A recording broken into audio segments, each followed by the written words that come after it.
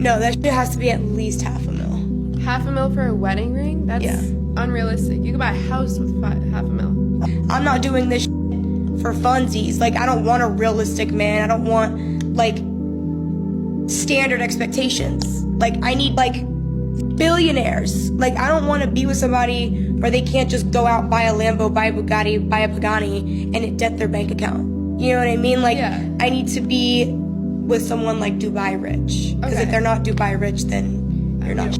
Peasants. So, yeah, peasants. Yeah. So $500,000, or I'm not even considering. Oh no, I can already hear men in the millions laughing. No, I'm crying. I meant to say crying. I was just laughing too hard to even know what I was trying to say. She was right about one thing though. She doesn't want a realistic man because for her they don't exist. I'm gonna say this once more. Princess, unless yours is placed sideways, you're not that special. And even more when I can see yours for $4.99 on that special site. Not only that those unrealistic men don't want you, but not even the realistic men won't. Couples who buy expensive wedding rings are more likely to divorce sooner. The research also suggested that extravagant wedding costs overall were linked to shorter marriages, possibly due to financial strain leading to marital conflict. Okay, my 2 cents from personal experience, I was far more worried about the party, the ceremony, than I was the groom or the marriage that would follow the ceremony. You have to be smart enough to say, I am not going to invest, considering this has a 50-50 success rate, I'm not going to invest a whole lot on this. Sure, let's talk about being smart enough. We take the other lady from the first video. She said 500,000, that's a house. So, pretty smart. But then she said if they're not paying 500,000 for a ring, they're peasant. So, maybe not that smart. Being smart or smart enough, even if you're digging for gold, probably be, even if you're asking for 500,000 to ask for a house. And as for men, being smart is a prenup. Even though they're not bulletproof in court, at least you have something. The trend right now that is making fun of Republican makeup coming from the party of supporting all women and body positivity and love and acceptance just kind of makes me laugh, because you are doing the exact opposite of what you claim to believe, which if you want to make fun of my makeup, go for it, because people have made fun of a lot worse things than my makeup. And I feel like most Republican girls that I know actually just wear very minimalist makeup and just don't care to wear a lot of it. But I just think it's really interesting that the party of love, acceptance, and tolerance isn't being so loving and accepting and tolerant and body positive to the people that disagree with them. Were they ever? Hold on, I got something for you. Remember, toxic creatures will display bright colors as a warning of their toxicity if you approach.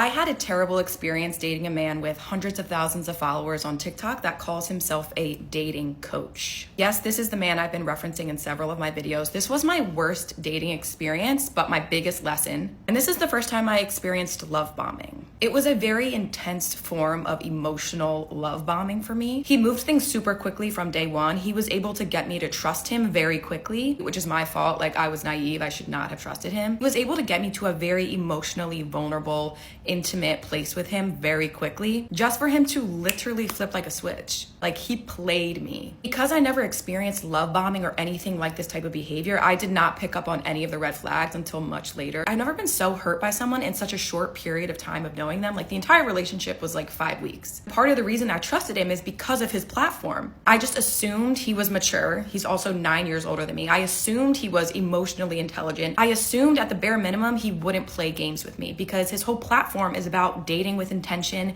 clear communication, like not playing games with people. He proved me wrong though.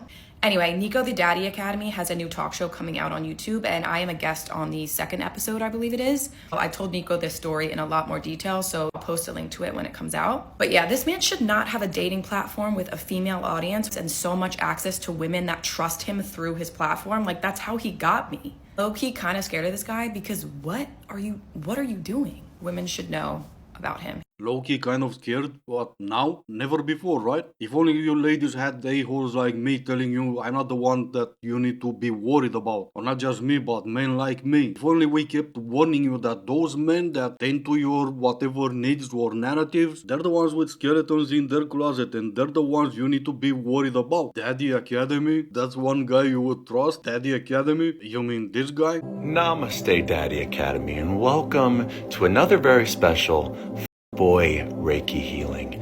He ruined Valentine's Day, didn't he? Yeah, he sure did. Getting something like this in his comment section because he's validating your every need? That's alright, I have plenty of time. We'll see what skeletons come crawling out of his closet. Oh, my bad. I just believed what you said because I thought you meant what you said when you said it to me. That's why I believed it. Hey girls, here's your daily reminder that if you're talking to a man and he's making you feel like you're in competition with other women, it's time to cut him out of your life, buy a new vibrator, and go crazy. Yeah, don't forget batteries. Batteries are important. My toy just died while I was playing, and then I just had to lay there and be like, do I do it barbarian style? Like I've never felt more betrayed than I just did right now. Take a look at this video. This is why men are miserable. This is why men have given up. Men don't want to try. Men don't care to fucking try. He performs a Heimlich, but then gets called into HR. Yes, that's what happened to my brother. So he works for a company that has an on-site cafeteria on campus, okay? So it works out great for many of the employees. Him and his team, before a presentation, went down for lunch. I think it was a team about 6 to 8. I don't remember the exact number. They went down for lunch, and one of the girls on the team started coughing really bad. Everyone at the table was like, hey, are you okay? Are you okay? And she's like, yes, yes, yes, until she did this whole motion, right? And then she starts pointing at her throat. So obviously that's the motion of I'm choking, okay? And so my brother quickly gets up because he was sitting next to her and does the Heimlich, which then dislodges whatever that was stuck in her throat, like food or some sort. And so she turns around, she say, hey, thank you so much. And then one of the other girls took her to the bathroom. He thought that was the end of it. Apparently not. 2 days later, he gets called into HR. He's a little bit confused about what's going on.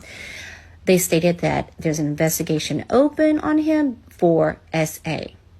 Apparently, she reported him for SA because she felt the touch during the Heimlich was inappropriate. Their bodies were too close, and that she could feel his private. They took his statement. They said they're going to investigate. So he said it took about a week or so. They called him back in, and they said that he was cleared. Yeah, but he's never gonna be cleared. Not on that campus anyway. At least half of the women on that campus are gonna be, oh yeah, cleared, but is he innocent? And I hate to be the one saying it, but when you're choking, you're not gonna feel anyone's private part. And she also didn't. That's where the thank you came from. At least hopefully from now on, hearing more and more stories like this, no one's gonna be surprised when men say, oh, she needs help. I don't care. New updates in the Cheating Chelsea lawsuit, where 2 affair coaches and their cheating business are being sued for allegations of inhumane acts and contract violations. Chelsea has officially cease and desisted me on Christmas Eve through email, not even certified mail. Let's take a look at it, shall we? So as you can see, this office claims to represent the Other Woman and the Wife LLC and Chelsea Smallwood, but it begins by trying to claim that I am bound to the Other Woman cheating community's terms of service contracts. Huh? She even says the facts concerning this matter are not in dispute.